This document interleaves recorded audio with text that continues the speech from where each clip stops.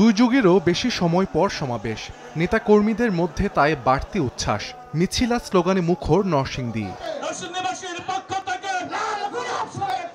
শুক্রবার বিকেলে সাটিরপাড়া কালীকুমার উচ্চ বিদ্যালয় মাঠে আয়োজন করা হয় জামায়াতে ইসলামীর জনসভা। স্থানীয় নেতাদের পাশাপাশি বক্তব্য রাখেন কেন্দ্রীয় নেতারা। বিদেশে পলাতক ফ্যাসিস্ট শেখ হাসিনা ও তার দোসরদের ফিরিয়ে এনে দ্রুত বিচার কার্যকরের দাবি জানান তারা।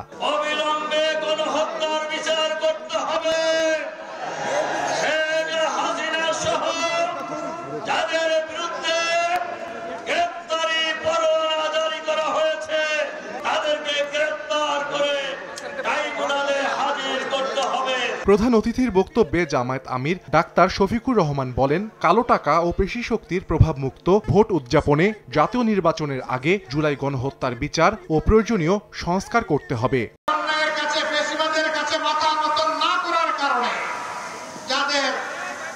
নিবন্ধন কেড়ে নেওয়া হলো, তাদের নিবন্ধনটা পরিবর্তনের সাথে সাথে তাদের হাতে ফেরত দেওয়া উচিত ছিল।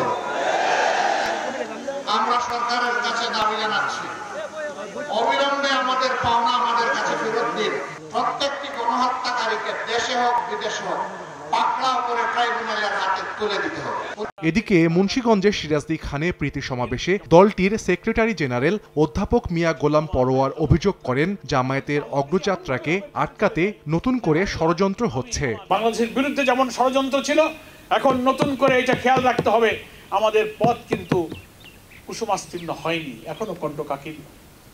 এখনো ইসলামী ছাত্র শিবির এবং জামায়াত ইসলামের বিরুদ্ধে এই নতুন বাংলাদেশের স্বপ্ন আমরা যারা দেখছি, আমাদের বিরুদ্ধে কিন্তু নতুন করে ষড়যন্ত্র শুরু হয়েছে। 24-এর বিপ্লব ও ছাত্র জনতার আত্মত্যাগ সমুন্নত রাখতে জামায়াতে ইসলামী আপোষহীন থাকবে বলেও ঘোষণা দেন জামায়াতের সেক্রেটারি জেনারেল। ষড়যন্ত্রের নানা উইং তারা খুলছে। সাহাল আব্দুল্লাহ আলভি, সময় সংবাদ।